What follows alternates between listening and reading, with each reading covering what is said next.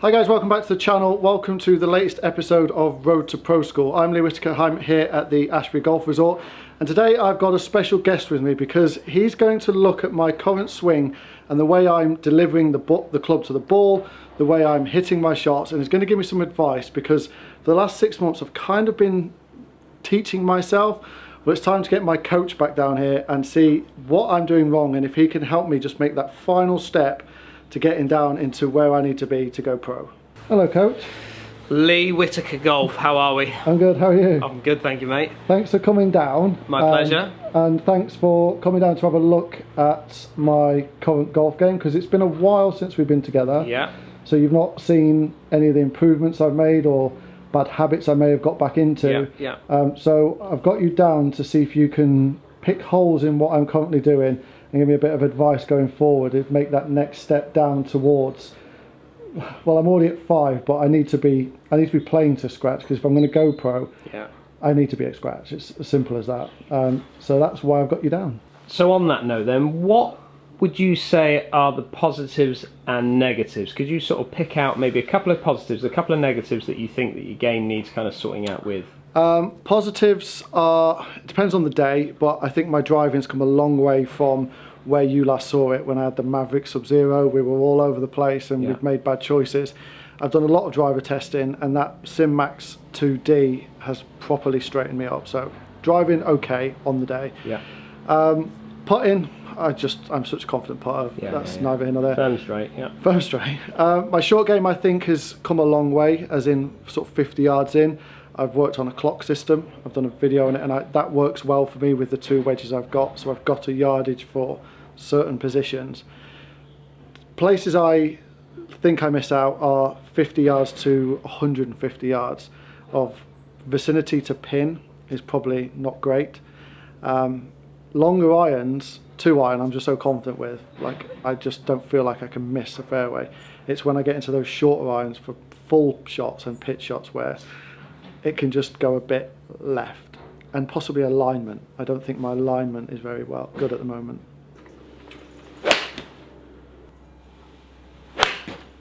So I've hit some 7-iron shots there, and I'm pretty confident with 7-iron up. Yeah. It's when I get to 8-9 pitching wedge, which are scoring clubs, I can get a bit wayward with it.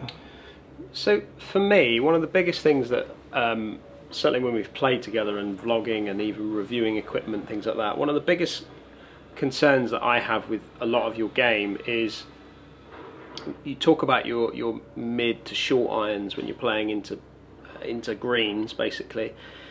And one of the major things that I think sometimes you can get a little bit wrong is that your strike dispersion does move around the face. You can hear it. So when you're playing, you can hear that you get it a little bit close to the socket on occasions. If you look at those little marks there. Yeah, I don't know what I'm seeing there, but there is a good scattering there, isn't there, across the face? And I see you more in this heel area. Certainly in the past I did, and maybe that's moved. And looking at the numbers, it might have moved slightly. But I see massive movements not only across the face but up and down the face. So to me, it tells me that there's a lot going on. If the strike isn't quite right, there is a lot of movement around your inconsistency of coming into the ball with the golf swing. If we look at the numbers that you're getting, we'll start off with the path of the clubs, the way in which you deliver the club into the ball. You're averaging 5.6 degrees in to out. Now that's quite extreme. I'm always kind of like looking for around, if I can get you around that sort of 2 degree mark, either 2 degrees in to out, 2 degrees out to in, that's kind of what I'd like to see. I do like to see a consistency of a movement. Okay, so you being in to out is not a problem, and for some people would love to be in to out. But when you get a big, what I call my X factor, so when you get a club face a path that's moving this way, and a club face that's going across it so much, you're going to get massive movement on the ball. Okay, so we've got a big into out path with a club face that's closing down. The one good thing about this is the fact that because you're moving it this way and your face is turning it in, at least the ball is coming back for us. So it is moving, But like you said earlier on, I think you were saying that possibly overdrawing is probably one of your bad shots that you can get, and you're going to see it there when you get that much movement on the ball, on your deliveries. You're going to see lots and lots of movement. I think to make you a more consistent golfer, there's two key areas that I would like to see you work on. Number one is strike. Okay, so being a bit more consistent across the face laterally and vertically up and down the face, because you can get the odd one a bit heavy, you can catch it a bit thin, so it is definitely moving up and down, and I can hear the strike, it's a little bit in the toe, a little bit in the heel, and then some days you'll go out and flush it, you know, which we know you can do. So this is an area that I would like to see quieten down. Definitely getting that path a little bit more consistently towards 0, and getting this number here more towards 0 as well. So if we can start by looking at that.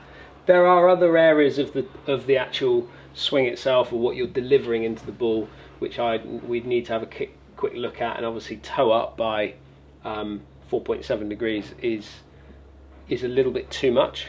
Certainly, I'm certainly a player that gets around sort of 2 degrees. I get 1 or 2 degrees can be a bit toe up, but having you toe up at 4 degrees is probably a bit extreme. But maybe if we move this path slightly, that might move your toe position as well, your lie. Okay, so that might go hand in hand, which would be good. And then if you look here at your strike patterns, it's actually laterally, so coming across the face. Yes, you jump from 3 millimeters in the heel to 5 millimeters, 6 millimeters in the toe, but it's really not a massive amount. In this particular situation right now, everything is a little low on the face, so I would like to see that number just improve just a fraction if we can get it a little bit higher in the strike from that position. And that again, that's only going to help you improve ball speed and get more consistency in the actual, you know, distance control. So obviously at the moment, Lee, we've got a path that's working very much from in to out, yeah? So we could see that it was around sort of 5 or 6 degrees in to out, which, like I said, is a bit extreme. So we've got a path moving this way too much. You've complained about the hips quietening down a little bit too much. You've seen video of you slowing the hips down. I mean, that's going to promote you if you start sliding left, and it's going to promote the path to move more into out from there. So you getting the sense of feeling like you're opening up a bit more might just bring that club a little bit more on a better path into the shot. But as the club works more into out, the hands want to react more. And this is what I'm seeing on the golf course from you, is that because you're flipping that face a lot, we're seeing lots of movement, and we're getting a little bit inconsistent. So you can hit one that misses the green left, but you can also get the next one that misses the green right. So this club face control, I think, to me, is quite an important factor. And I've talked about it before, and I think rigid hands or rigid wrists, so the more hinging that you put into the shot or into the club as you take it away, the more you've got to manage that. And some days you might not manage it as well as other days. So for me, when I'm playing, I'm always mindful that I can get a little bit handsy because I'm a little bit slow in the lower half, and I'm probably going to get even slower as I get older. So for me, when I get a little bit of movement on the ball, I will then start to really focus on trying not to break wrists too much, trying to keep it really, really rigid, let the natural swing move the club to the top of the, not trying to feel like moving it into that top position, but just try and feel like you can stay nice and firm with the hands and try and get that feeling of opening yourself up just that little bit more as you come through. So I'd like to see a more restricted finish. So as you come through, almost like Tommy Fleetwood style. So as you come through, just hold that finish a little bit more. It might just stop you from wanting to flip that face a fraction on the way through. Okay, how does that feel? Does that feel quite rigid? Feel like Bryson. Yeah, okay, feel like Bryson. You know how rigid he is? Yeah, rigid. That's what it feels like. Okay, so we're going to get the feeling of trying to hit a little fade on this shot, alright, as well. As you turn through, make sure you really clear yourself through to the left-hand side. Okay. Fell backwards then. Fell off of it a little bit. Better ball flight though, completely different type of flight. Okay, so again, feeling rigid, feeling like you're coming a little bit from what I feel like is a fadey swing. Try not to hold it off. So as you come through, I don't want you to feel like you're doing this to hold it off. Yeah. Still just turn through the shot, but just feel like it's not being pushed out to the right hand side. Okay.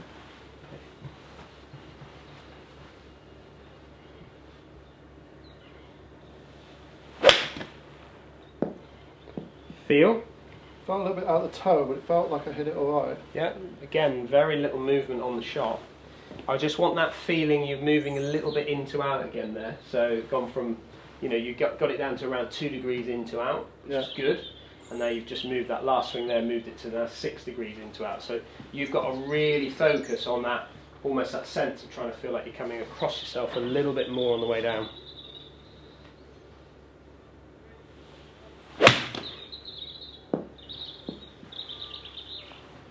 Better. So dropped it, you halved it, you brought it down a little bit. There's the bad one.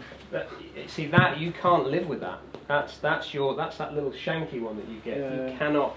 That's what's going to kill you in a round of golf. When I do it, I'm not. I know it's the body. I'm getting here and I'm letting the arms. Yeah. Just not rotating the body when that happens.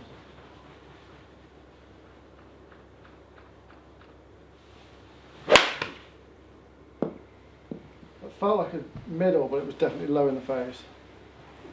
Again, I want this path moving a little bit more across you, mate. You've got to really get the sense of coming across you, come through the shot.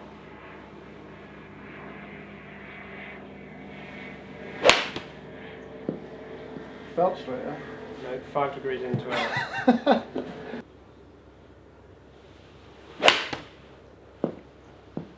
Well, a good hit, but I think it's going more left than you've ever seen in your life. Good, really good. That's better. Out to in, you've gone now you're 1.7 degrees in to out. That's better. That's the feeling that you've got to try and get. Get extreme with it. Good again. How'd it feel? Like it's going more left than you've ever seen. Yeah, but it's only going left because the club face is shut. So Yeah. we're going to sort out club face in a minute, but we're moving that path, definitely moving now more. Doesn't feel like more it's into towards out. zero. Sorry? Doesn't feel like I'm doing it out to it, into out. Yeah, you're still 2 degrees. You're still 2 degrees in to out. So you're moving it in the right direction. Oh, I middled that one. So that really is as far as I want you to be at 3 degrees in to out. That's as far as I want you to be.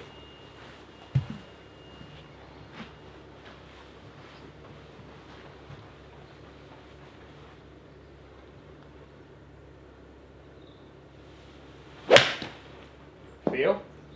Feels like a fade swing for me. With a soft draw. 3.6 degrees in to out. That's maximum. So more, keep going, keep pushing yourself to that out to in move. Keep pushing yourself.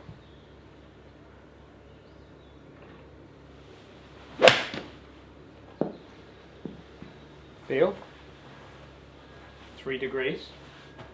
Just trying to feel like I'm not rotating the hand so quickly. Yeah, as because well. what you got to think about, okay, is the more you come across the body this way, the hands will quite naturally start to quieten down a little bit.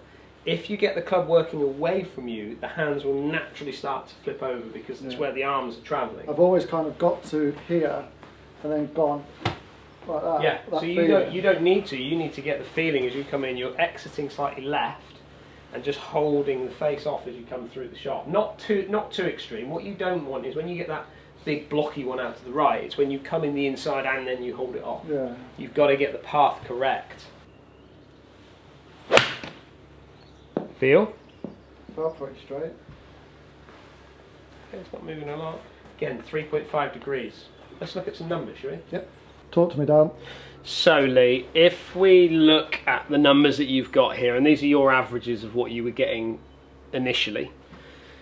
Again, we were focusing more on path and face in this situation that we're trying to get right now, and obviously what we've talked about is to try and make you feel like you're getting the sensation of moving it more out to in rather than in to out. Well, you've come from an average of 5.6, okay, and you've got a couple in there that you kind of shifted back, and that's where the mindset, when you're going through this process, your mind will move back into your old swing, and you're thinking of maybe 2 or 3 things, and that can be difficult. So take the club face out of position at this point at the moment, taking those 2 positions out, so being at 5.8 and 6.2 degrees into out, obviously that's old you. Yeah. But if you look down here now, on an average, you're at 3.8 degrees.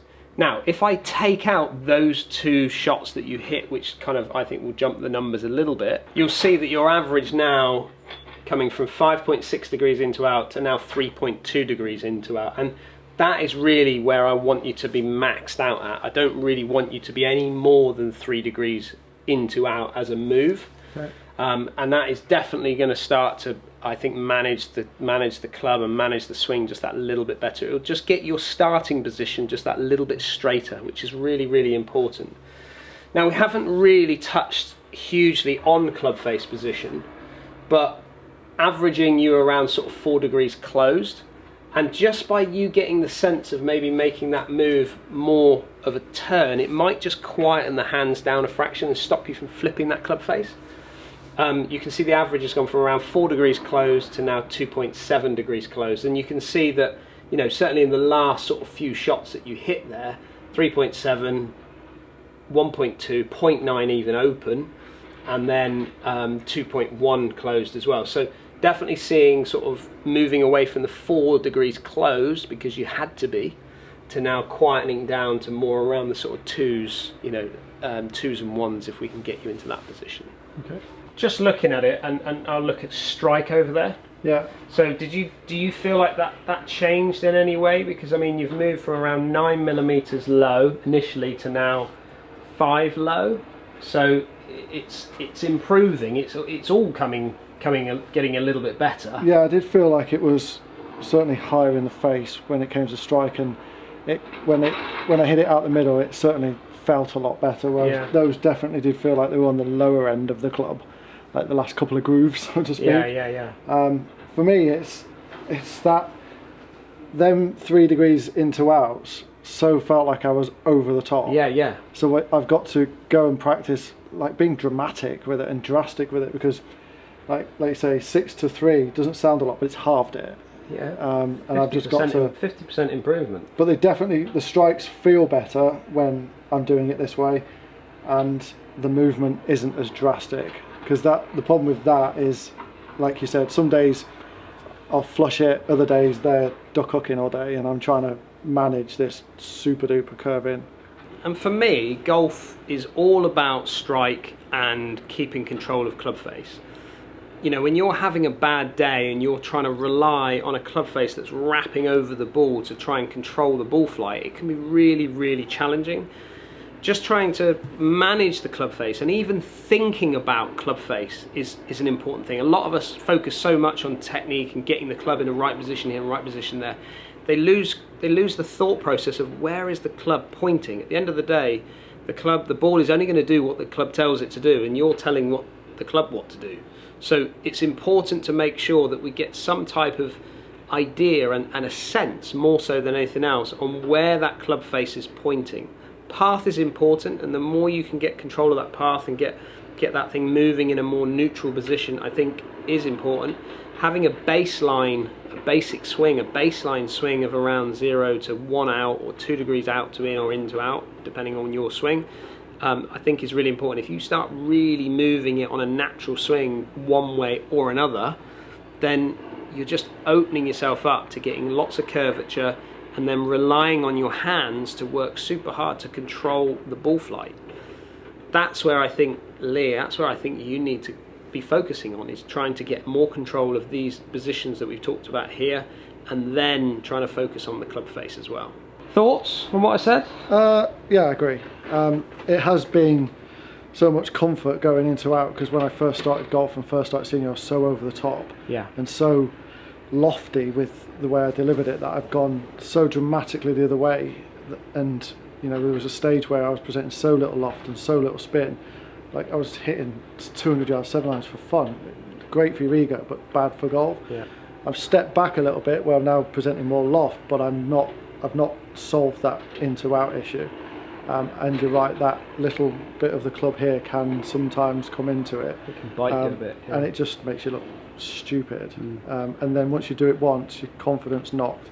And I've not really had that thought of, you know, that how can I control face, stop, you know, don't need all the power, don't need all the distance, how can I just make sure it's going forward? So it's definitely given me something to go away and practice a little bit more and try and get that, even that 3 degrees down to 2 if I can help it. I think it was a little bit too much for one day to maybe wish to get to 2, but it certainly gives me something to really work towards. Yeah, definitely. And you've got the quad in position. Yeah. So, you know, you can hit balls. You only need to hit a few balls, you know, every couple of days or whatever you've got time to do. You know, it gives you something to give you instant feedback with the numbers that you've got. And it gives me something to practice as opposed to just, oh, I hit that ball well, I'm hitting it right today. Yeah. Which is what I've been doing a lot of practice, but it's kind of like, yep, ball's going okay, yeah, it's going well. I've not really been looking at the data and seeing what the problem is. I just see the ball going where it should be. I think, yeah, that's fine. You know, we're playing decent golf. But it's been massively helpful to have you down, to at least give me something to work on and move towards and try and get that club path and face to path a little bit more towards 0, I think.